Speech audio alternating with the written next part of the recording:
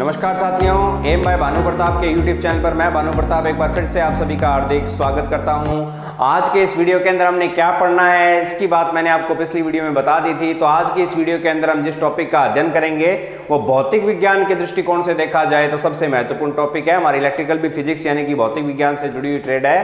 तो आज के टॉपिक के अंदर, आज की इस वीडियो के अंदर हम जिस टॉपिक का अध्ययन करेंगे वो है आपका कार्य, शक्ति और ऊर्जा यानी कि वर्क, पावर एंड एनर्जी। तो क्या है कार्य, क्या है शक्ति, क्या है ऊर्जा, इसके बारे में हमने विस्तार से इस टॉपिक में चर्चा करनी है। तो सबसे पहले बता देता हूं कि जब हमने पढ़ना शुरू किया था, इलेक्ट्रिकल ट्रेड का जब चुनाव किया आप लोगों ने, तो सबसे पहले एक डेफिनेशन, एक लाइन लिखवाई गई थी कि जिस ट्रेड के बारे में आप पढ़ रहे हो उसको बोलते हैं विद्युत, और विद्युत एक प्रकार की ऊर्जा है। अब ये ऊर्जा क्या चीज है? विद्युत एक प्रकार की ऊर्जा है, इससे बहुत सारे कार्य संपादित होते हैं। तो वहां दो नाम आ गए, ऊर्जा और कार्य। तो वहां से एक बात हमें समझ में आ गई कि ऊर्जा है तो कार्य है, लेकिन बीच में अब एक नई चीज आएगी, शक्ति यानी कि पावर। वो पावर बताएगी किस प्रकार की ऊर्जा से किस प्रकार का कार्य कितनी देर में आप संपादित कर सकते हो। तो इन्हीं तीन चीजों को इस टॉपिक में क्लियर करने का प्रयास करते हैं। तो आइए पढ़ना शुरू करते हैं। तो सबसे पहले हेडिंग लगा लीजिए भी आप अपनी आज की। इस टॉपिक का नाम है कार्य, शक्ति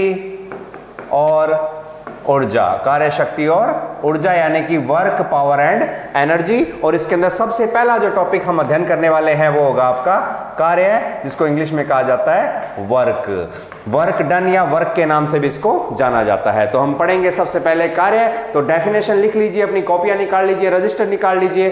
क्या परिभाषा है कार्य की? तो लिखिए किसी बल द्वारा, किसी बल द्वारा। सबसे पहले लगाना पड़ेगा एक बल, किसी बल, फोर्स क्या होता है सब बताऊंगा। किसी बल द्वारा किसी वस्तु को, किसी वस्तु को, किसी बल द्वारा किसी वस्तु को एक निश्चित दिशा में, एक निश्चित दिशा में क्या करना? विस्थापित करना। क्या करना? विस्थापित करना। किसके नाम से जाना जाता है भी? ये सारी प्रक्रिया यदि दोहरा दोगे तो यहां आपका संपन्न होता है क्या भी? कार्य है। तो किसी बल द्वारा किसी वस्तु को एक निश्चित दिशा में विस्थापित करना क्या कहलाता है? कार्य कहलाता है। बस इतनी सी बात है कार्य की। अब आप अपने जीवन काल में किसी बल से किन किन चीजों को विस्थापित करते हो तो उसके कुछ नॉर्मल से उदाहरण देख लेते हैं। अब आपके सिर में सबके बाल हैं, बालों में कभी कभी जुएं पड़ जाती है, जब वो आती है तो खुजली आती है, और आप किसी बल द्वारा, उंगली द्वारा यूं खुजली करते हो, उस जू को उस अपनी जगह से हिला के कहीं और कर देते हो, जहां वो खारी होती है उससे विस्थापित कर दिया, यहां आगे नहीं खा रही अब, तो आहा हमारा क्या हो गया? कार्य हो गया। तो ये है सामान्य जीवन के दुनिया जान के उदाहरण। सिर्फ देखना क्या है? बल, वस्तु और विस्थापन। बल लगेगा वस्तु पे, वस्तु विस्थापित हो जाएगी तो क्या हो गया? हमारा काम हो गया, कार्य हो गया। अब और उदाहरण देखो, नाक में कुछ फंसा हुआ है, जोर से यूं बल द्वारा क्या कर दिया? विस्थापित। बल लगाया, अंदर से लगा, बाहर से लगाओ, कैसे मर्जी, फर्क नहीं पड़ता। बल से वस्तु को क्या करना है भी? विस्थापित। वस्तु कोई भी हो सकती है, नाम तो लिखवाया नहीं। बल कोई भी हो सकता है, नाम तो लिखवाया नहीं। बल से वस्तु क्या होनी चाहिए? विस्थापित होनी चाहिए। जैसे ही विस्थापित होगी आपका क्या हो गया? कार्य है। सुबह सुबह पोटी करने जाते हो, बैठते हो, जब थोड़ा सा बल लगाया और वस्तु कोई निकल के क्या होगी? विस्थापित। वहां भी क्या था? कार्य है। अब आपको यदि कोई टोके, अगर थाना तारा गरगा क्या है कि मैं काम कौन करा, तो मैंने गिना दियो भी। मैं 3 उदाहरण दे दिए, 3-4 और अपनी तरफ से दे सकते हो। कह देना भी बेला कोनी, मैं भी सारा दिन क्या करा? तरह तरह का कार्य है। अलग अलग प्रकार के बल से अलग अलग तरह की वस्तुओं को आप पूरे दिन में पता नहीं कितनी बारी क्या करते हो? विस्थापित करते हो। बस यही सरल रूप से कह सकते हैं क्या है? कार्य है। ये तो थी मजाक की बात, लेकिन भौतिक विज्ञान के दृष्टिकोण से देखा जाए तो बहुत ही जटिल सा ये एक, ठीक है ना, टॉपिक है आपका कार्य। इतना भी जटिल नहीं है, जितना इसके अंदर घुसते जाएंगे विज्ञान के अंदर और पहुंचते जाएंगे भी। ध्यान से देखो, इसको और आगे चलाते हैं भी। तो हम पढ़ रहे हैं कार्य के बारे में। बल से वस्तु को क्या करना है? विस्थापित करना है। कार्य जिसका प्रतीक होता है वर्क, इंग्लिश में बोलते हैं W, और W बराबर होता है F × S। F यहाँ पे है बल, S है यहाँ पे विस्थापन, इंग्लिश में डिस्प्लेसमेंट लिखा जाता, डिस्प्लेसमेंट लिखा जाता है S से। W हमारा क्या है भी? कार्य है। कार्य बराबर है बल गुणा में विस्थापन, विस्थापन तो विस्थापन मतलब जगह से खिसक जाना, हिल जाना, डुल जाना, बस यही होगा आपका कार्य। तो बल से वस्तु को विस्थापित करना एक तरीके से क्या कहलाता है भी, कार्य कहलाता है। तो यहां तक यदि कोई दिक्कत है तो थार तो रहनी है, मैंने तो बताया और बता दूंगा, इसी को और चलेंगे। अभी कार्य समाप्त नहीं हुआ, बहुत सारी चीजें कार्य में बाकी पड़ी है, तो वो देख लेते हैं। अभी कौन सा टॉपिक चल रहा है, क्या पढ़ रहे हैं, कार्य है। कार्य बराबर W बराबर F इंटू S, बल इंटू विस्थापन, ये हमने अभी अभी देखा। अब बात करते हैं इसकी इकाई की, यूनिट की, यानी कि इसका मात्रक क्या है। तो देखते हैं, ये है कार्य, ये है बल और ये है विस्थापन। हमें सभी की इकाइयां देखनी पड़ेगी, ठीक है ना। तो सबसे पहले कार्य में बल विद्यमान है, बल की ऐसा इकाई, सबसे पहले ऐसा इकाई मात्रक की बात करते हैं, उसके बाद में देखेंगे और कोई। बल की ऐसा इकाई क्या होती है, सभी को पता है भी, क्या होती है, न्यूटन। विस्थापन डिस्प्लेसमेंट, खिसकना मापा जाता है, उसकी ऐसा इकाई क्या होती है भी, मीटर। तो कार्य का मात्रक एक बन जाता है न्यूटन मीटर। कार्य का मात्रक क्या बन जाता है, न्यूटन मीटर। अब न्यूटन मीटर क्या चीज है, तो 1 न्यूटन का बल लगाने पर 1 मीटर यदि वस्तु विस्थापित कर दें तो 1 न्यूटन मीटर। 2 मीटर न्यूटन का बल लगाए वस्तु 1 मीटर चल गई तो 2 न्यूटन मीटर। 5 न्यूटन का बल लगाया वस्तु 5 मीटर चल गई तो 25 न्यूटन मीटर। बस गुणा ही तो करना है, बल और विस्थापन का क्या करना है, गुणनफल कार्य का मान आ जाएगा। लेकिन अभी भी बहुत सारी इकाइयां, बहुत सारे मात्रक बाकी हैं। अब देखते हैं इसका एसआई मात्रक। क्या देखते हैं, एसआई मात्रक। तो न्यूटन मीटर जो है इसको लिख सकते हैं एक ऐसा इकाई के रूप में जिसको कहा जाता है भी जूल। नाम सुना होगा आपने, जूल। आपके आईटी इलेक्ट्रिकल ट्रेड में नियम है किसका, जूल का नियम के जब भी तार में धारा जाएगी, तार गर्म हो जाएगी, गर्म होने के बारे में जो बताया था, विद्युत धारा जनित ऊष्मा के बारे में किसने बताया, हमें जूल ने बताया। तो ये जूल का नियम है। जूल ने केवल विद्युत धारा जनित ऊष्मा के बारे में नहीं बताया, कार्य, शक्ति और ऊर्जा के बारे में बताने वाला भी कौन था, जूल था। थर्व्याधिकरण कुणो जूलो, ठीक है ना। थे फूल बांटता फिरो नियम बांट गयो।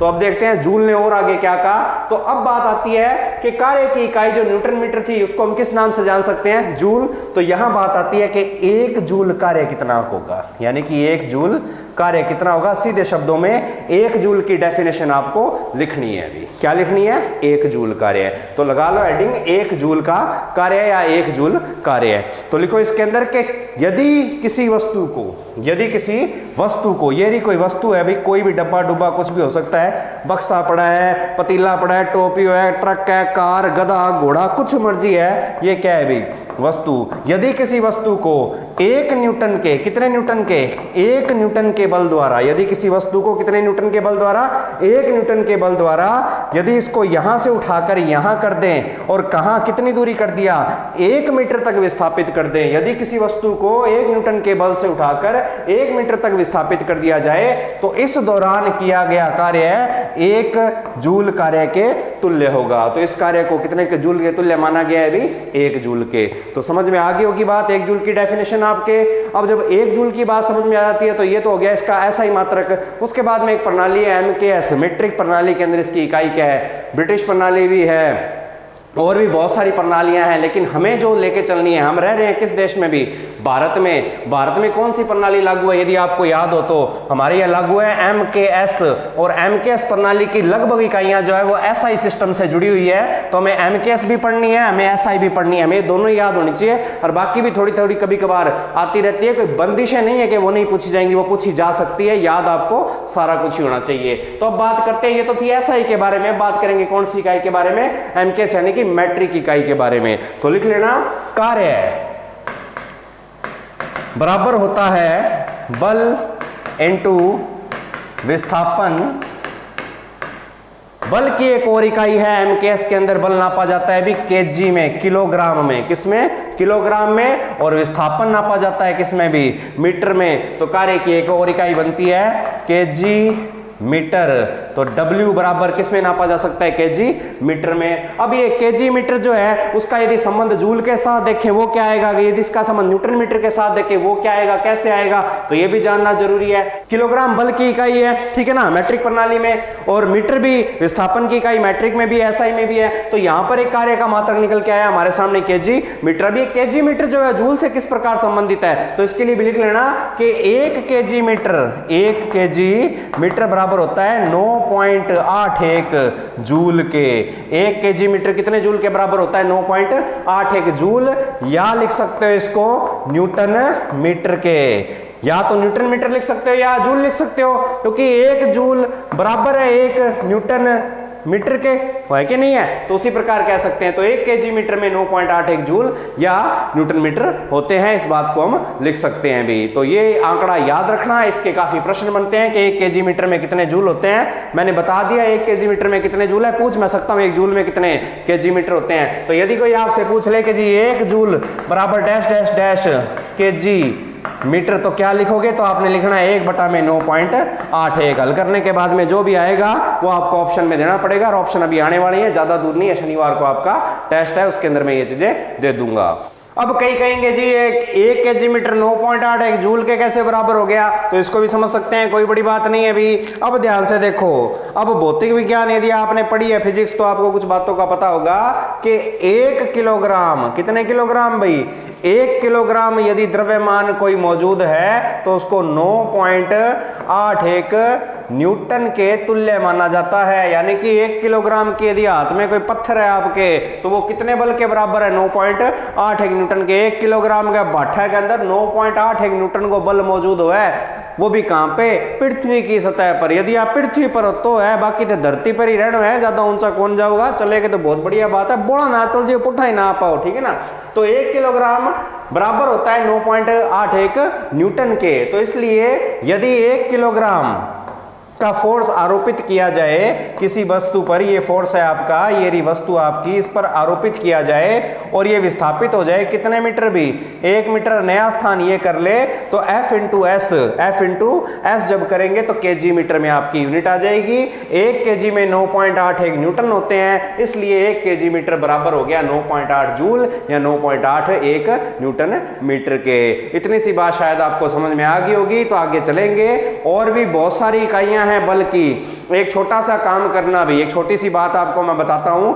आपकी आईटीआई के अंदर एक बुक थी भी, एक बुक थी आपके आईटीआई के अंदर, कार्यशाला गणना एवं विज्ञान, याद होगा शायद आपको। कार्यशाला गणना व विज्ञान के नाम की आपके आईटीआई के अंदर एक बुक लगी थी, वर्कशॉप कैलकुलेशन एंड साइंस, जिसको कहा जाता है। ये जो किताब है, इस किताब को उठाना, बहुत टाइम आ गया है अभी, इस किताब को उठाना और इसके अंदर यूनिट, इकाइयां, कार्य शक्ति, ऊर्जा, वो सारी चीजें हैं, ध्यान रखना। महत्वपूर्ण प्रश्नावली, चाहे किसी भी राइटर की हो, किसी भी लेखक की हो, ये टॉपिक सारे मिल जाएंगे उस किताब के अंदर से। जैसे जैसे अपने टॉपिक आए जा रहे हैं, उन चीजों को पढ़ने का, समझने का प्रयास करना भी। तो वहां से कुछ प्रश्न आपके आ सकते हैं, टेस्ट के अंदर कुछ भी दे सकता हूं, ध्यान रखना। मैंने नोट लगा के एक बात लिखी है कि इन प्रश्नों के अतिरिक्त, इन टॉपिकों के अतिरिक्त भी अलग से कुछ प्रश्न आ सकते हैं। इस बार शनिवार 28 तारीख को होने वाला टेस्ट, देखते हैं कौन लेके आता है 100 से ज्यादा नंबर। बहुतों के कई दिनों से 100 नंबर आ रहे थे, अब की बार लेके दिखाओ, देखते हैं 150 में से 100 से ऊपर कौन लेके आता है। तो इस किताब का थोड़ा अध्ययन करना। अब बात करते हैं अपने कार्य की। किसकी? कार्य अभी खत्म नहीं हुआ, ध्यान रखना। इतनी जल्दी काम को नहीं खत्म हुआ है, खत्म होने वाला काम को नहीं। तो बात करते हैं किसकी भी, अभी भी कार्य की। तो कार्य के बारे में बात की जाए तो कार्य एक रिक्त स्थान राशि है। ये लो जी, एक प्रश्न तैयार है अभी। 2 ही ऑप्शन है, ज्यादा नहीं है। ऑप्शन ए है आपका अदिश, ऑप्शन बी है आपका सदिश। एक अदिश और एक सदिश, इसको बोलते हैं स्केलर, इसको बोलते हैं वेक्टर। तो कार्य एक अदिश राशि है कि कार्य एक सदिश राशि है। अब कई किताबों में, आईटीआई की कुछ किताबों में, ज्यादा नहीं कह रहा, कुछ एक किताबों में गलतियां हैं, कार्य को माना गया क्या भाई? सदिश। कौन सी राशि? सदिश। लेकिन कार्य सदिश नहीं है, कार्य कौन सी राशि है भी? अदिश राशि है। तो इस रिक्त स्थान में क्या आएगा? अदिश राशि है। अब क्या होती है ये अदिश और सदिश राशियां, ये हम इसी टॉपिक के अंदर अध्ययन करेंगे। आगे धीरे धीरे जैसे बढ़ते जाएंगे, कहीं ना कहीं अदिश और सदिश भी बीच में कराता रहूंगा। वीडियो को देखो पूरा, कहीं ना कहीं कुछ ना कुछ ऐसी चीजें बता दूंगा जो हो सकता है आपके लिए इंपॉर्टेंट हो। तो अब बात करेंगे, अदिश राशि है। कार्य कौन सी राशि है भी? एक अदिश राशि है, यानी कि इसकी दिशा होते हुए भी दिशा नहीं है। अब एक बात भी, बल, विस्थापन बल और विस्थापन ये दोनों ही जो हैं, ये दोनों सदिश राशियां हैं। बल और विस्थापन दोनों ही सदिश राशियां हैं, लेकिन इन दोनों का गुणनफल निकल के आया क्या भी कार्य है। ये कौन सी राशि बन के आएगा, ये अदिश राशि निकल के आएगा। कैसे आएगा, क्यों आया, सब बताऊंगा। सब्र करो, सब्र का फल मीठा है। सब्र का फल कार्य के ये सदिश और अदिश भी है, आगे सब धीरे धीरे पता लग जाएगा आप लोगों को। तो कार्य के बारे में बात याद रखना, कार्य एक अदिश राशि है भी, दिशा होते हुए भी अदिश है। क्यों है उसकी चर्चा हम करेंगे आराम से, कोई दिक्कत नहीं है, लेकिन धीरे धीरे सीढ़ियों पर चढ़ना है। मैंने पहले ही बताया था, धीरे धीरे एक एक स्टेप आप चढ़ते हो। यदि आप एक से ज्यादा स्टेप पर चढ़ने का प्रयास करोगे तो कोई ना कोई नुकसान हो जाएगा। पहला पैर पहली सीढ़ी पे, फिर दूसरा पैर सीधे 5वीं सीढ़ी पे रखने की कोशिश करोगे तो जाहिर सी बात है कोई ना कोई तकलीफ किसी ना किसी चीज को जरूर हो जाएगी। तो बाकी आप लोग समझदार हो तो ध्यान से पैड़ियां चढ़नी है, पैड़ियां नहीं चढ़नी, हमें पढ़ना है। तरीके वही है, सेम है, धीरे धीरे स्टेप बाय स्टेप आगे बढ़ेंगे। तो यहां तक तो था भी आपका टॉपिक कार्य है। अब कार्य खत्म नहीं हुआ, कार्य बहुत है, सारी जिंदगी कार्य करना है, जब तक जीवित है कार्य। अगर आपके घर वाले कह दे जी तू काम कौन करेगा, सारा दिन तो काम करूं मैं। सांस ले रहे हो, बल से फेफड़े फुला के बल से सांस लेना बाहर निकालना, ये भी एक तरह से क्या है कार्य। पलके झपका रहे हो, ये भी एक तरह से क्या है, बोल रहे हो लपलपाती हुई जबान से, ये भी एक तरह से क्या है भी आपका कार्य है। किसी को उठा के पत्थर मारा खींच के पीछे, बल से वस्तु को विस्थापित कर दिया, ये भी एक तरह से क्या है कार्य। तो आप जीवन काल में प्रतिदिन कुछ ना कुछ कार्य करते रहते हो। यदि आप सो भी रहे हो ना तो भी आप क्या कर रहे हो, कार्य कर रहे हो। लेकिन इन कार्यों से अर्निंग नहीं है, पैसा को नहीं आवे। ए भी एक कार्य है जगह सारा ही करे, ठीक है ना। उदाहरण दे ना दियो घर का की और दर्द का तरह। तो कहने का मतलब है कि ये वो कार्य जिनसे पैसे नहीं आते। हमें आज के टाइम में ऐसे कार्य चाहिए, ऐसा काम चाहिए जिससे हमें अर्निंग हो। ये तो नॉर्मल आदमी के काम है, लेकिन हाँ विज्ञान को समझने के लिए इनको समझ सकते हो। इनको समझ के आगे पेपर क्लियर करो। पेपर क्लियर करके गलती से यदि नौकरी लग गई तो आपको वो कार्य भी मिलेगा जिससे आपको पैसे मिलेंगे। तो देखते हैं आगे और बढ़ते हैं। अब बात करेंगे कार्य से आगे निकलकर थोड़ा सा वैद्युतिक कार्य। कौन सा कार्य, वैद्युतिक कार्य यानी कि इलेक्ट्रिक वर्क। ये बीच बीच में दो दो रंग वाले अपने आप ही चल जाता है, पता नहीं क्या दिक्कत है। तो वैद्युतिक कार्य यानी कि इलेक्ट्रिक वर्क की बात करेंगे, क्योंकि हमारी ट्रेड इलेक्ट्रिशियन है और हमें कार्य से निकलकर आगे इलेक्ट्रिसिटी में ही आना पड़ेगा। तो क्या है वैद्युतिक कार्य, डेफिनेशन लिख लो कि विद्युत वाहक बल के प्रभाव से, किसके प्रभाव से, ईएमएफ के प्रभाव से, विद्युत वाहक बल के प्रभाव से किसी पदार्थ में, किसी भी पदार्थ, तार भी, चालक, कुछ मर्जी कह दो, ठीक है ना, किसी पदार्थ में आवेश का प्रवाह होना। किसका प्रवाह होना, आवेश का प्रवाह होना या आवेश का प्रवाहित होना क्या कहलाता है भी, वैद्युतिक कार्य कहलाता है। समझ में आ गई ना बात। विद्युत वाहक बल के प्रभाव से किसी पदार्थ में आवेश का प्रवाह होना वैद्युतिक कार्य कहलाता है। इसका प्रतीक भी W है और वैद्युतिक कार्य W बराबर सेम सूत्र वही है, F इंटू एस ही है। अब फोर्स के रूप में हमने कौन सा फोर्स लेना है, इलेक्ट्रोमोटिव फोर्स लेना है। तो वैद्युतिक कार्य W बराबर होता है EMF, EMF को हम E से लिख सकते हैं, कोई दिक्कत नहीं है, इनटू गुणा में। अब विस्थापन कौन हुआ, किसका विस्थापन हुआ, विस्थापन होता है बल लगाने से किसका भी, इलेक्ट्रॉनों का। 1 एम्पेयर की आपको डेफिनेशन करवाई थी कि यदि किसी बिंदु से कितनी देर में भी, 1 सेकंड समय में, एम्पेयर की परिभाषा धारा तो प्रोवाइड करवानी है ना 1 सेकंड समय में इस बिंदु से यदि 6.24 इंटू 10 की पावर कितने 18 इलेक्ट्रॉन प्रवाहित हो जाए तो इन दोनों के गुणनफल से मिलने वाली धारा कितनी होती है भी, 1 एम्पेयर होती है। और ये तो है आपकी I और यहां पे आ गया T, तो यहां पे लिखना पड़ेगा I इंटू T। तो वैद्युतिक कार्य W बराबर होता है EIT या लिख सकते हो VIT। और ये है आपका वैद्युतिक कार्य है। ये वैद्युतिक कार्य किस में नापा जा सकता है, ये नापा जा सकता है जूल में, लेकिन जूल में वैद्युतिक कार्य नहीं नापा जाता क्योंकि यहां पे एक नया मात्रक हमें मिलेगा। इसको नापा जाता है भी, इस कार्य की इकाई, वैद्युतिक कार्य की इकाई होती है वाट सेकेंड। क्या इकाई होती है, वाट सेकेंड। WS से इसको लिखा जा सकता है लेकिन अधिकतर वाट सेकेंड ही लिखा होता है। तो वैद्युतिक कार्य बराबर है VIT, इकाई है इसकी वाट सेकेंड। अब ये वाट सेकेंड या जूल में क्या रिलेशन है तो वो देख लेते हैं अभी। तो W बराबर आ गया आपका VIT, इकाई आ गई वाट सेकंड। और अब देखना वाट सेकंड बराबर होता है किसके भी, जूल के, यानी कि 1 वाट सेकंड बराबर है 1 जूल के। ये दोनों इकाइयां सेम है तो 1 वाट सेकंड को जूल भी लिख सकते हैं, जूल को 1 वाट सेकंड भी लिख सकते हैं, कोई दिक्कत नहीं है। यदि आपसे पूछ ले कि 1 kg मीटर में कितने वाट सेकंड होते हैं। तो आपका उत्तर क्या होगा अभी, 1 kg मीटर में कितने वाट सेकंड होते हैं, तो जितने जूल होते हैं उतने वाट सेकंड यानी कि 9.81 होते हैं। घबरा मत जाना, इकाइयों का भंडार आने वाला है। बट्ठा ले तबरा ले थारा बम भरता रहे हो, इकाइयां यूनिट इनकी सबकी ध्यान रखना, इतनी आएंगी अब। तो ये चीज है भाई। तो ये था कौन सा कार्य, वैद्युतिक कार्य है। वैद्युतिक कार्य की इकाई और भी हो सकती है अभी, और देखो अभी इकाइयां बनानी आनी चाहिए आपको, रट्टे नहीं लगाने भाई। वैद्युतिक कार्य था W बराबर था VIT,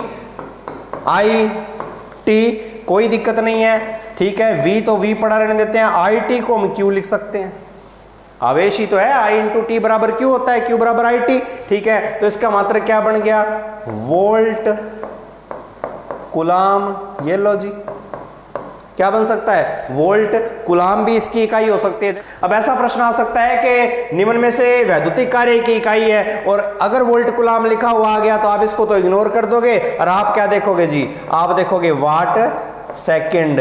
लेकिन यदि ऐसा ही शब्द लिखा हुआ है तो चलो ये सही हो जाएगा, फिर ये सही नहीं होगा। लेकिन खाली पूछ ले कि इकाई नहीं है या इकाई है तो आपको सारे पक्षों पर गौर करना पड़ेगा भी। तो ये चीज है। तो ये था वैद्युतिक कार्य है। वैद्युतिक कार्य W बराबर होता है V into I into T। V की जगह आप E भी यूज कर सकते हो, कोई दिक्कत नहीं है, कोई समस्या नहीं है। यहां हमारा टॉपिक हम समाप्त करते हैं जिसका नाम है कार्य है। अब कार्य चाहे वैद्युतिक और चाहे भौतिक विज्ञान के दृष्टिकोण से डेफिनेशन निकल के आए, यह अदिश राशि रहेगी। वैद्युतिक कार्य भी अदिश राशि है। सामान्य रूप से जो डेफिनेशन पड़ी थी वो भी कौन सी राशि है, कार्य एक अदिश ही राशि है। इस बात का ध्यान रखना भाई। अब नेक्स्ट टॉपिक और महत्वपूर्ण टॉपिक शुरू करते हैं भाई। उस टॉपिक का नाम है आपका शक्ति। अब हो सकता है कि अपनी कई वीडियो, एक या दो इससे भी आगे की वीडियो केवल और केवल किस पे बने भी, शक्ति, जिसको बोलते हैं अपने पावर।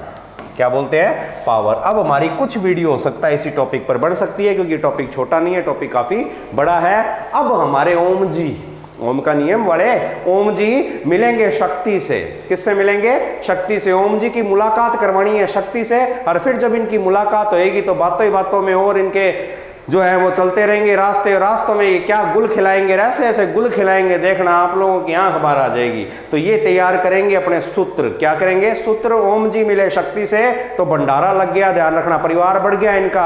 अब केवल ओम के नियम के वो 2 या 3 सूत्र नहीं आएंगे, अब सूत्रों की संख्या बढ़ने वाली है और ये इतने बढ़ेंगे, ध्यान रखना। ऐसी थ्योरी में आगे मोटर, जनरेटर, अल्टरनेटर सब में ये काम आएंगे क्योंकि अब हमें क्या मिल गई, शक्ति मिल गई। ओम जी का मिलन शक्ति से हो गया तो अब देखो ओम जी की भक्ति। तो आगे देखते हैं भी, अब पढ़ेंगे टॉपिक शक्ति। लेकिन शक्ति को देखने से पहले अब मैं वो बीच वाली गुप्त वाली बात कर देता हूं जो टेस्ट के अंदर दूंगा मैं। जो लोग वीडियो पूरी नहीं देखते, आगे भगाते हैं, उनके लिए यहाँ पे काम हो जाएगा। जल्दी से बता देता हूँ वो बात क्या है। तो एक सारणी है, एक टेबल है, वो आपको याद करनी है। वो टेबल याद हो जाएगी तो हो सकता है एक आधा नंबर आपको ले लो।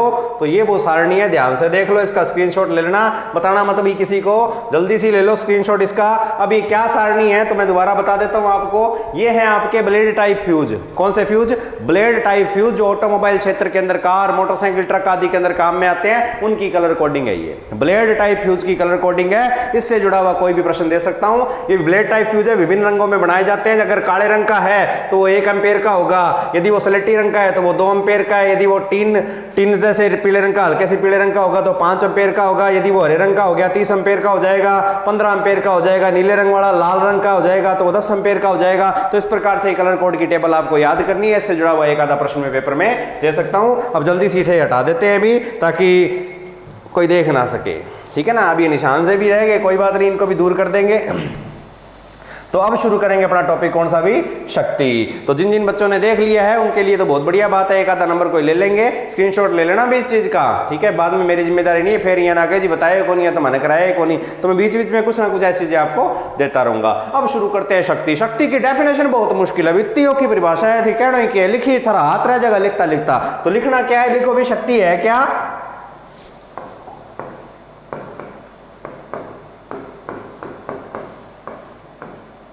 आलो जी। कार्य करने की दर क्या कहलाती है, शक्ति कहलाती है। कितनी आसान है, कार्य करने की दर, rate of work. Rate of work क्या कहलाता है, शक्ति कहलाता है। समझ में आ गई बात। अब आपको एक काम दिया गया, अब देखते हैं उदाहरण। आपको घर वालों ने क्या दिया, एक काम दिया, कोई भी हो, मान लेते हैं आप एक व्यक्ति हो, लड़का लड़की कुछ भी हो सकता है, सारों को काम देती हैं। एक काम दिया, ये आपका कार्य है, ठीक है, कोई दिक्कत नहीं है, कार्य हम पढ़ चुके हैं, बल से वस्तु को विस्थापित। काम क्या था, काम था कि बाजार जाके 1 किलो चीनी लेके आनी है। ये आपका एक काम था कि बाजार जाना है, 1 किलोग्राम क्या लेके आनी है, चीनी लेके आनी है। आप गए, साइकिल से गए, मोटरसाइकिल से गए, पैदल गए, कैसे मर्जी गए, 1 किलोग्राम का बल वहां से उठाया, दुकान से 1 किलो चीनी उठाई और अपने घर पे लाके रख दी। अगर वो घर तक सही सलामत पहुंच गई तो आपका कार्य सक्सेसफुल है। जे राह में बात डुल गई, थैली पाट गई, रुपया गम गया, नाली में पड़ गया, तो सोच लियो थारों भी कार्य हो जाएगा। ठीक है ना। एक काम दिया, 1 किलो चीनी उठानी थी। चीनी कहां से उठानी थी भी, दुकान से उठानी थी। कहां लेके जानी थी भी, घर पे लेके जानी थी। जैसे ही दुकान से ये 1 किलोग्राम का बल आप उठा के, बल से वस्तु चीनी होगी, उसको उठा के अपने घर तक क्या कर लिया, विस्थापित। और जैसे ही घर पर क्या पहुंच गई भी, चीनी आपका क्या हो गया, कार्य हो गया। ये तो था कार्य। अब इसमें शक्ति का है वो देखते हैं। इसके लिए हमें तुलना करनी पड़ेगी। क्या करनी पड़ेगी, तुलना। और तुलना कभी एक चीज से नहीं होती, कम से कम कितनी चाहिए, 2 चीजें चाहिए। तो आ जाओ। आज क्या है, मान लेते हैं एक दिन आपके पिताजी आपके मजे लेने के मूड में थे और आप लोग घर में भाई थे कितने, 2 भाई 2 बहन, कुछ भी हो सकता है। और दोनों को ही बोला गया एक, इसको एक बार हटाते हैं, दोनों को ही बोला गया क्या, एक काम। दोनों का काम क्या था, बाजार से 1 किलोग्राम क्या लेके आनी थी भी, चीनी लानी थी। ये दोनों को ही क्या दिया गया, एक काम दिया गया। ठीक है ना। और शर्त रखी कि जो पहले लेके आएगा उसको आज ये मिलेगा। क्या मिलेगा वो तो बताया नहीं, ये मिलेगा वो जो भी था हिडन था भी। अब दोनों भाई गए भी, साइकिल से गए, मोटरसाइकिल से गए, कहीं से भी गए। कहां पहुंचे दोनों के दोनों, दुकान। दोनों से दुकान से क्या उठाई, अपनी अपनी 1-1 किलो चीनी और भागे कहां, घर। कहां भागे, घर। अब पहले कौन पहुंचा, अब पहले कौन पहुंचा, समय किसने कम लिया, किसने समय ज्यादा लिया। जहां कार्य के साथ समय को देखा जाएगा वहां आपका कार्य कार्य नहीं रहेगा। अब उसकी व्याख्या अलग रूप से की जाएगी और वो व्याख्या की जाएगी किसके रूप में, पावर के रूप में। तो देखते हैं शक्ति ज्यादा किसकी थी। एक शक्ति 1 चीनी लेके आ गया भाई, मान लेते हैं कि 5 मिनट के अंदर आ गया। एक था वो 5 मिनट के अंदर आ गया और दूसरे वाला चीनी लेके आया 1 घंटे में। कितनी देर में, 1 घंटे में। अब पता नहीं क्या क्या कार्य रहे होंगे उसके रास्ते के अंदर अनेकों, जो वो पूरे करता हुआ पहुंचा। 5 मिनट 1 घंटा, शक्ति ज्यादा किसकी, बस यहां कब पता लगेगा, जब इसके फॉर्मूले देखेंगे। अब इन दोनों भाइयों में से भी एक का कार्य हो गया, घर पहुंचते ही इन दोनों में से एक का क्या हो गया, कार्य। अब वो कौन सा कार्य किस प्रकार हुआ और उसको क्या मिल गया, वो आप लोग अच्छी तरह से जानते हो। तो देखते हैं शक्ति। शक्ति है कार्य करने की दर। शक्ति का प्रतीक होता है P और P बराबर होता है कार्य बटा में समय। यानी कि शक्ति बराबर है कार्य बटा में समय। कार्य का प्रतीक था W, समय का प्रतीक होता है T, तो P बराबर होता है W बटा T। वर्क डन बटा में उस वर्क डन को, उस कार्य को करने में लिया गया समय। कार्य और समय के अनुपात को किससे परिभाषित करते हैं, शक्ति से परिभाषित करते हैं। अब मात्रक क्या निकल के आएगा, कार्य का मात्रक। अब मात्रक में एक ही लाइन में लिखूंगा, ध्यान से देख लेना भी। कार्य की इकाई क्या थी भी, न्यूटन। शॉर्ट में चलेंगे, मीटर। समय की इकाई क्या होती है भी, सेकंड। समय की इकाई क्या होती है भी, सेकंड होती है। तो मात्रक बन गया न्यूटन मीटर प्रति सेकंड। न्यूटन मीटर बराबर होता है किसके भी, जूल के। किसके, 1 न्यूटन मीटर बराबर 1 जूल के, तो जूल बटा में सेकंड। ये भी किसकी इकाई होगी, कार्य की। जूल किसी के बराबर था, न्यूटन मीटर भी किसी के बराबर थे। ये बराबर थे किसके भी, केजी मीटर के। चाहे वो आंकड़ा 1 ना हो, कोई दिक्कत नहीं है, तो इकाई निकल के आएगी केजी मीटर प्रति सेकंड। और भी इकाई हो सकती है अभी आपकी कार्य की, जो इकाई कार्य की है बटा में सेकंड ही लगाना है, क्योंकि समय का ऐसा ही मात्रक मैट्रिक प्रणाली में, ब्रिटिश प्रणाली में, फ्रेंच प्रणाली में, हर एक प्रणाली में समय का ऐसा ही मात्रक क्या है भी, सेकंड है। इस बात का विशेष ध्यान रखना, जब तक कहा न जाए, जब तक सवालों में कहा न जाए समय किस में मेजरमेंट होगा, सेकंड में ही। हमारे घंटे में भी मेजरमेंट होता है, मिनट में भी होता है, लेकिन गणनाओं में हमेशा समय किस में लेना है आपने, सेकंड में, जब तक कहा न जाए। अब जब तक कहा न जाए वाली बात कब लागू होगी, ये आगे आपको पता चल जाएगा अभी। तो ये सारी की सारी इकाइयां किसकी है भी, शक्ति की है। अभी हम शक्ति पढ़ रहे हैं, वैद्युतिक शक्ति नहीं पढ़ रहे, इसलिए मैंने आगे वैद्युतिक शक्ति की इकाई नहीं लिखी। उसका भी वक्त आएगा तब वो भी लिख देंगे, उसके अलावा भी बहुत सारी चीजें लिख देंगे। तो ये क्या था अभी, शक्ति। तो शक्ति की डेफिनेशन सभी को याद होनी चाहिए, बहुत आसान है। एक कार्य करने की दर क्या कहलाती है, शक्ति कहलाती है। बहुत ही आसान डेफिनेशन है, शायद ये टॉपिक आपको समझ में आ गया होगा। अब इसी टॉपिक को थोड़ा और आगे बढ़ाते हैं। अब शक्ति न देखकर हम देखेंगे कौन सी शक्ति भी, वैद्युतिक, बस मेन तो यही है ना, वैद्युतिक शक्ति। अब वह ओम जी मिल जाएगा, क्यों? शक्ति हूं तो बन जाएगी कौन शक्ति? वैद्युतिक शक्ति। तो एडिंग लगाओ वैद्युतिक शक्ति। तो क्या है वैद्युतिक शक्ति? लिखना शुरू करो कि वैद्युतिक कार्य है। कौन सा कार्य है? वैद्युतिक कार्य है। वह उसे करने में लगे समय का अनुपात वैद्युतिक शक्ति कहलाता है। वैद्युतिक कार्य है और उसे करने में लगे समय का अनुपात वैद्युतिक शक्ति कहलाता है। तो वैद्युतिक शक्ति का प्रतीक भी P होगा और ये बराबर है क्या? मैं दोबारा विस्तार से बताता हूं, ये बराबर है क्या?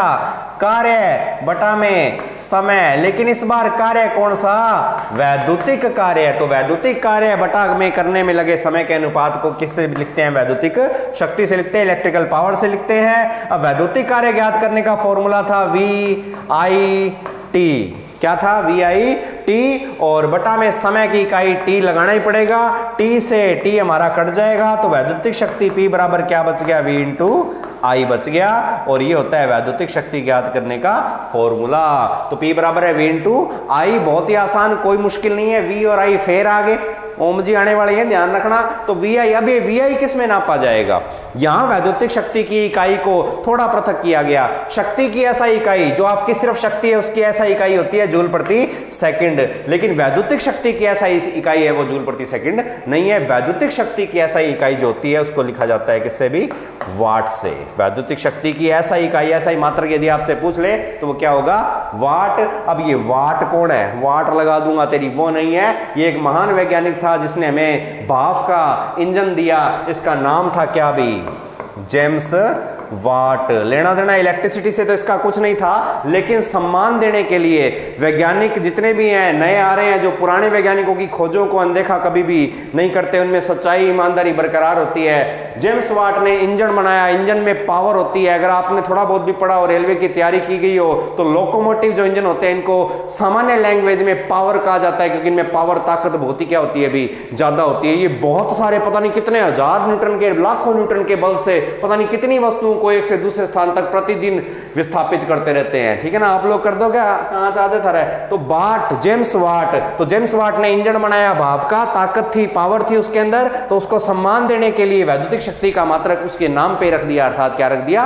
वाट रख दिया। ऐसे छोटे छोटे और भी तथ्य आपको मैं धीरे धीरे वीडियो के अंदर लगातार बताता रहूंगा। जुड़े रहना।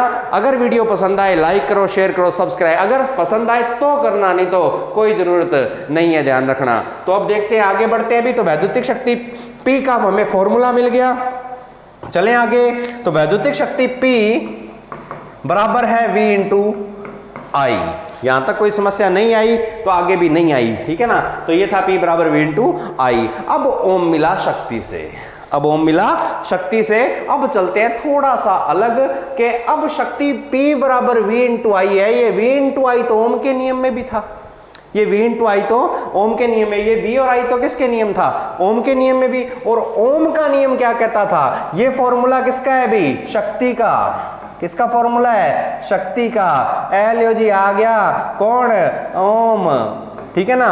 अब ओम का फॉर्मूला क्या था? ओम ने कहा था जी V बराबर होता है I इंटू R। ओम ने क्या कहा था? V बराबर होता है I इंटू R। और ओम ने क्या कहा था? ओम ने कहा था जी I बराबर होता है V बटा में R। और ओम ने क्या कहा था? ओम ने कहा था जी R बराबर होता है V बटा में I। ये कहा था कि नहीं कहा था? V बराबर I R, I बराबर V बटा R, R बराबर V बटा I। इतनी बातें कौन कह के गया? ओम। अब ओम को मिला दो किसमें? शक्ति में। अब देखो के गुल खिलावा है। तो ध्यान से देखते हैं पहले तो इसको। ठीक है ना? अब फॉर्मूले तैयार कैसे होंगे? तो हमें ज्ञात है कि क्या लिखना है? हमें ज्ञात है कि शक्ति P बराबर होता है V इंटू I। ओम के नियमानुसार V बराबर I इंटू R। सूत्र P बराबर V इंटू I या समीकरण 1, ये समीकरण 2। ऐसे पसंद आए तो ऐसे कर लेना। समीकरण 1, समीकरण 2। समीकरण 1 शक्ति के नियम से, समीकरण 2 ओम के नियम से। ओम के नियम से V बराबर I इंटू R। तो समीकरण 2 में, समीकरण 2 से V का मान I इंटू R समीकरण 1 में रखने पर, यानी कि इस V की जगह हम V का क्या रखेंगे? मान रखेंगे। तब देखते हैं क्या नतीजा मिलता है। तो P बराबर v नहीं लिखना, v की वैल्यू v बराबर ओम के नियम से क्या है भी I इंटू आर रखने पर, और साथ में क्या पड़ा था I पड़ा था, I का गुणा I से हो जाएगा तो P बराबर एक और फॉर्मूला I स्क्वायर R है। देखो गुल खिला दिया ओम जी। तो P बराबर हो गया I स्क्वायर R। ये आपका शक्ति का यदि फॉर्मूला पहला था P बराबर V इंटू I, यदि फर्स्ट फॉर्मूला माने पावर कैलकुलेशन करने का तो ये आपका सेकंड फॉर्मूला हो जाएगा। कोई समस्या नहीं है, कोई दिक्कत नहीं है, आनी भी नहीं चाहिए। इस प्रकार से ये फॉर्मूला तैयार हो गया। अब तीसरा फॉर्मूला भी देख लेते हैं अभी। अब तीसरी बात भी ओम ने कहा था कि I बराबर होता है, देखो ओम के नियम शक्ति में दो आंकड़े हैं V और I है, तो I बराबर क्या होता है, I बराबर होता है V बटा में R। ये हमारी समीकरण नंबर बन गई 3। ये समीकरण 1, 2 और ये 3। अब क्या करना है, समीकरण 3 का मान समीकरण 1 में रखने पर, अर्थात I की वैल्यू I न रखकर V बटा R रखने पर क्या आएगी, तो देखते हैं P बराबर V तो पड़ा रहने दो, गुणा में I नहीं लिखना, क्या लिखना है V बटा में R लिखना है। इस V के बटा में 1 लगा सकते हैं बिना कोई राशि, किसी को भी यदि भिन्न में बदलना हो तो उसके बटा में क्या लगा दो 1, सिर पे 1 मत लगा देना, मान बदल जाएगा, गणित आनी चाहिए थोड़ी बहुत। V का गुणा किससे, V से, तो P बराबर फॉर्मूला क्या बन गया V स्क्वायर बटा में R।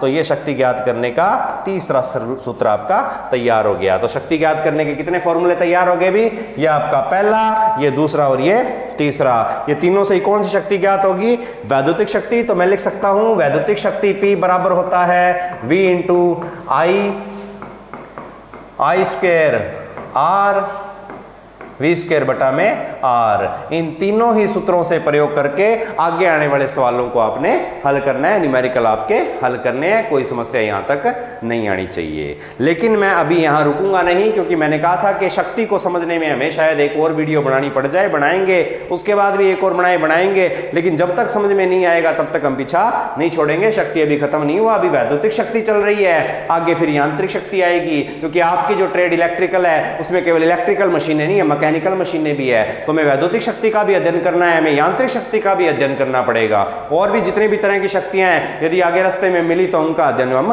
करते रहेंगे। तो ये थे शक्ति ज्ञात करने के 3 सूत्र। अब एक विशेष चीज भी, अब एक विशेष चीज क्या है, ये जो 3 सूत्र हैं पावर कैलकुलेशन करने के, इसके अलावा भी हमारे पास ओम के नियम से 3 सूत्र थे, उनको भी मैं लिख देता हूं कि V बराबर था I इंटू R, I बराबर V बटा में R, और R बराबर V बटा में I। ये 3 फॉर्मूले हमारे पास थे, 3 और 3 मिलके फॉर्मूले हो गए टोटल कितने, 6। अब 6 फॉर्मूलों से और भी चीजें बन के सामने आती है। भी इन 6 के 6 सूत्रों को जब ओम जी अभी मिले हैं, शक्ति से देखना टाइम लंबा इन्होंने वक्त साथ गुजारा है, बहुत सारे सूत्रों का इन्होंने क्या किया है, निर्माण किया है। अब उन निर्माण को देखेंगे आगे। अब इन 6 के 6 सूत्रों का आपस में प्रयोग करके, इसमें एक में दूसरे का मान रख के बहुत सारे सूत्र और तैयार होते हैं, बहुत सारे तो नहीं होते, 6 और सूत्र तैयार होते हैं, और कुल मिला के बनते हैं सूत्र 12। ओम मिले शक्ति से कितने सूत्रों का निर्माण हुआ, 12। उन 12 के 12 सूत्रों को यदि व्यवस्थित करना हो तो एक चक्र बनता है, उस चक्र को बोलते हैं पियर व्हील।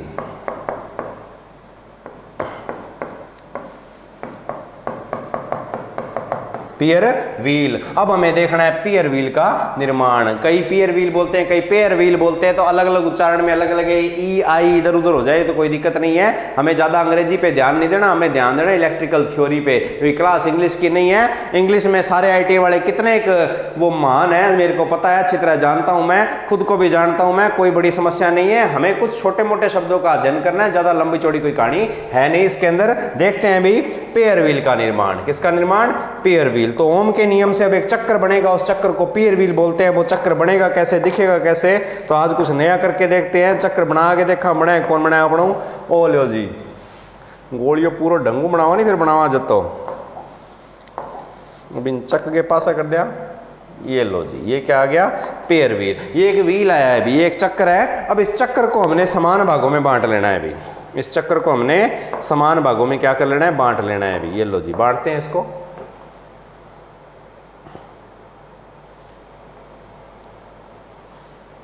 ये लो जी, इसको 4 भागों में हमने डिवाइड कर दिया, ये बन गया हमारा चक्र। इसको 4 भाग में इस प्रकार से आप डिवाइड कर लोगे, फिर 4 पार्ट हो गए हैं। इस चक्र के अंदर अब एक और चक्र बना देते हैं भी, छोटा सा। इस चक्र के अंदर भी एक छोटा सा चक्र और बना देते हैं इस प्रकार से। थोड़ा सा इसको इधर सेंटर में कर देते हैं, ये लो जी, ठीक है ना। तो ये हमारा चक्र बन गया। थोड़ी सी लाइन गायब होगी, लाइन को वापस ले आते हैं, कोई बड़ी समस्या नहीं है। ये लो जी, ये लो, कर लेना भी, एडजस्टमेंट थोड़ा बहुत करना ही पड़ता है सबको, ठीक है ना। तो ये चीज़ है, तो ये हमारा पेयर व्हील बन गया। अब वो PIER कहाँ लिखे, तो वो यहाँ लिख देंगे, यहाँ लिख दो P, यहाँ लिख दो I, यहाँ लिख दो E, यहाँ लिख दो R, पेयर। PEIR लिख दो, PREI लिख दो, कोई फर्क नहीं पड़ता अभी, ठीक है ना। बस ये चक्र के अंदर आते क्या हैं, सूत्र कैसे आते हैं वो लिखने हैं, वो ज्यादा महत्वपूर्ण है। अब क्या महत्वपूर्ण है, तो जो सूत्र हमें ज्ञात है पहले तो उनके बारे में बात कर लेते हैं। सबसे पहले तो वो सूत्र लिख लेंगे जो हमें ज्ञात है अभी। तो जो भी आपके 4 कॉलम बने हैं, इन कॉलमों को 2 भागों में डिवाइड कर लो, 3 भागों में सॉरी, इस प्रकार से डिवाइड कर लेंगे। इसमें भी लाइन खींच लो भी, ये लो जी।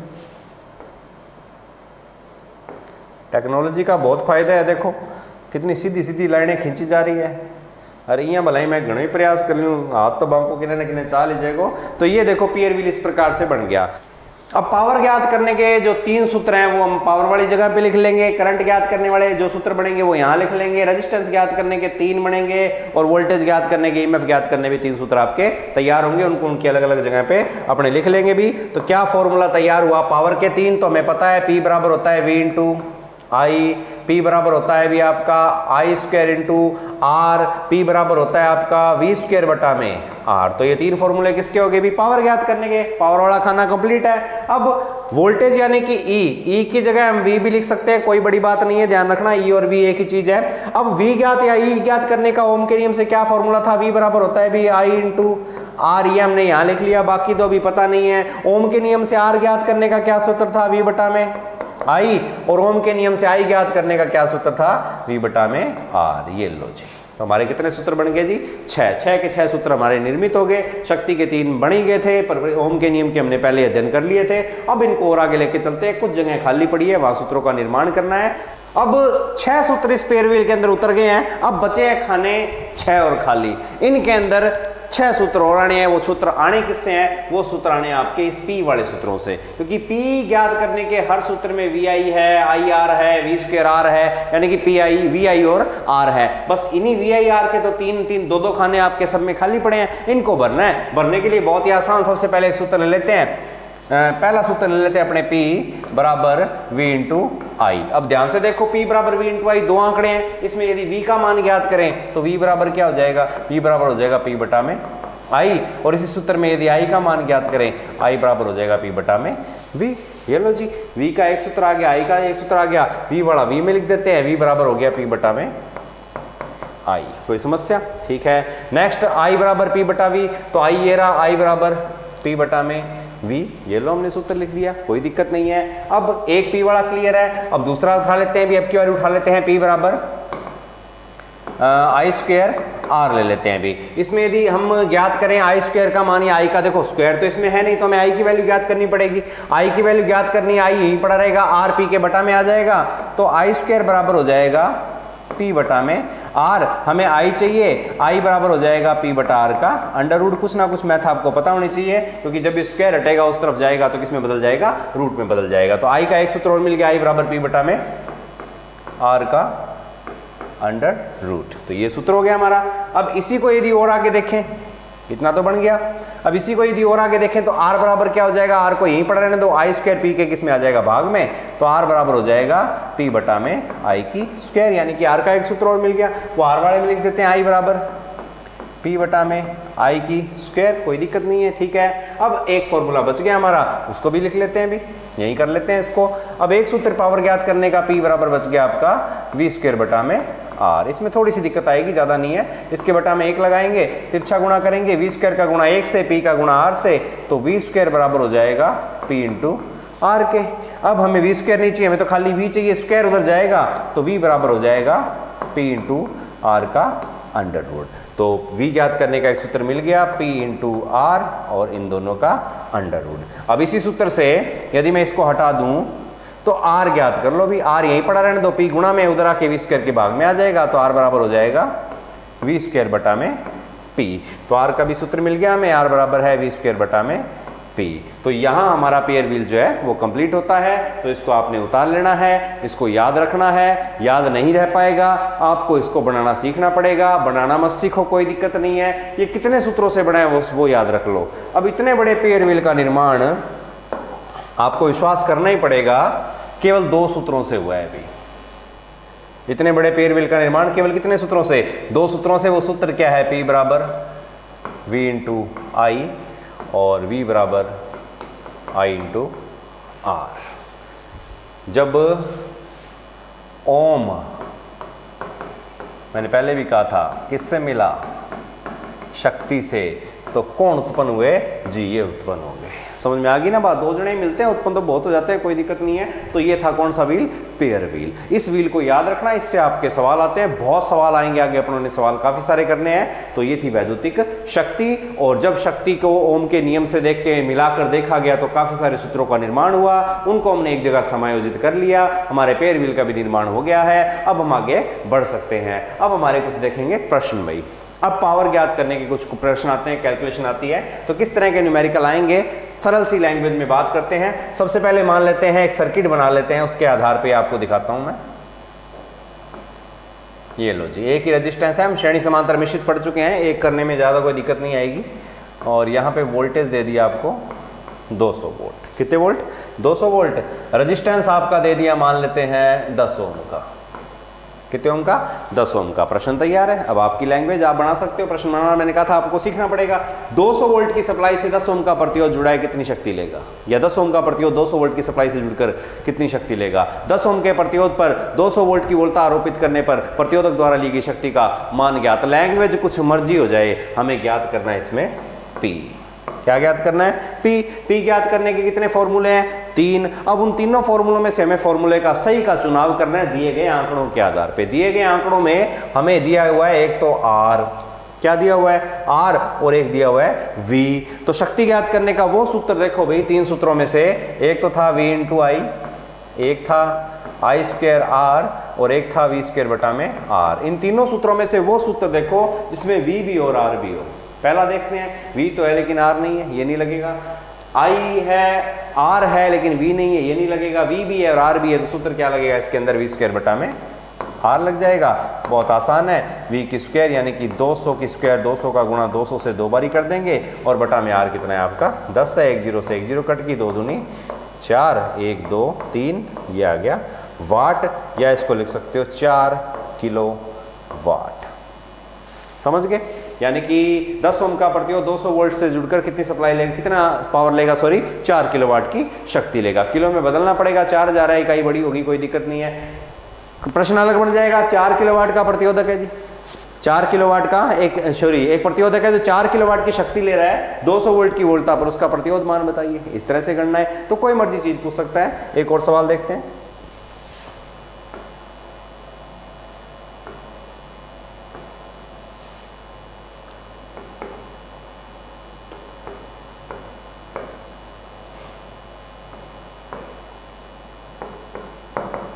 ये लो जी, एक प्रतिरोधक है 3 ओम का, उसमें से 5 एम्पीयर की धारा जा रही है, उसके द्वारा ली गई शक्ति का मान ज्ञात कीजिए। तो वो सूत्र चुनो जिसमें R भी और I भी हो। तो सूत्र क्या लगेगा अभी? I स्क्वायर R, तो I कितना भी? 5 की स्क्वायर इंटू 3, 5 की स्क्वायर मतलब 5 इंटू 3, यही तो होगा। 5 5 25, 25 है 75 वाट आपकी इसकी पावर आ जाएगी। इस प्रकार से क्वेश्चन आ जाएगा, कोई दिक्कत नहीं है, बहुत आसान है। 3 सूत्र है, तीनों के एक सवाल देख लेते हैं। एक सवाल और देखते हैं। मान लेते हैं आपके पास V दे दिया, अभी वोल्टेज है 100 वोल्ट की, धारा है 0.5 एम्पेयर की। पावर कैलकुलेशन करो तो सूत्र क्या लोगे? P बराबर V इंटू आई लेंगे। अब V कितना है अभी? 100 का गुणा 0.5 से करना है, कितने वोल्ट, कितने वाट आ जाएगा अभी? 50 वाट। तो इस प्रकार से आप शक्ति निकाल सकते हो, कोई दिक्कत नहीं है। तो शक्ति ज्ञात करने के सूत्रों का प्रयोग करके अनेकों सवाल आपके होते हैं। इनमें सबसे महत्वपूर्ण सवाल होते हैं आपके लैंपों संबंधित। कुछ लैंपों संबंधित एक विशेष प्रकार के प्रश्न आते हैं, उन प्रश्नों को करना जरूरी है, उनको समझना जरूरी है। आपके होता क्या है, श्रेणियां समांतर परिपथ जो हमने पढ़ लिए अब तक प्रतिरोध लगाए थे, पर लैंप लगाए जाते हैं, लैंपों से जुड़े हुए सवाल आते हैं, ठीक है ना, उनके आधार पर आपको कैलकुलेशन करनी बताई जाती है। लगभग 2 लैंप होते हैं श्रेणी में या 2 होते हैं समांतर में, ज्यादा से ज्यादा 3 होते हैं। अब उनको किस प्रकार से हल करेंगे, उनकी कैसी पावर कैलकुलेशन करेंगे, उनका कैसे रेजिस्टेंस निकालेंगे, उनकी कैसे करंट निकालेंगे, तो इसके प्रश्न हमें करने पड़ेंगे। अगर उन प्रश्नों को हम इसी वीडियो में करते हैं तो वीडियो काफी लंबी हो जाएगी। तो नेक्स्ट वीडियो के अंदर हम फिर से पावर ही पढ़ेंगे, पावर टॉपिक लेके चलेंगे और लैंपों संबंधित प्रश्न करेंगे या रेजिस्टेंस संबंधित और प्रश्नों का, न्यूमेरिकल्स का अध्ययन करेंगे। तो इस वीडियो के अंदर इतना ही। 28 तारीख को जो आपका टेस्ट होगा शनिवार को, इस बार उसका सिलेबस मैंने भेज दिया है। कुछ महत्वपूर्ण चीजें जो टेस्ट में एक्स्ट्रा एडिशनल आएगी वो मैं हर वीडियो के अंदर बीच में कहीं ना कहीं आपको बताता रहूंगा। तो वीडियो को जरूर देखिएगा। यदि वीडियो पसंद आती है मेरे चैनल को लाइक कीजिए, शेयर कीजिए, सब्सक्राइब कीजिए और हमसे जुड़िए। यदि आप टेस्ट सीरीज ज्वाइन करना चाहते हो तो आपको शुक्रवार तक का टाइम है। जो विद्यार्थी नए हैं और वो टेस्ट सीरीज से जुड़ना चाहते हैं तो मेरी पिछली वीडियो देख सकते हैं, कम्युनिटी बॉक्स के अंदर उनको सारी सूचनाएं मिल जाएंगी। और यदि फिर भी उनको सूचनाएं नहीं प्राप्त होती है तो मेरे नंबर पर मुझे कांटेक्ट कर सकते हैं। तो आज की वीडियो में बस इतना ही। मिलते हैं नेक्स्ट वीडियो के अंदर, तब तक के लिए नमस्कार, जय हिंद, जय भारत।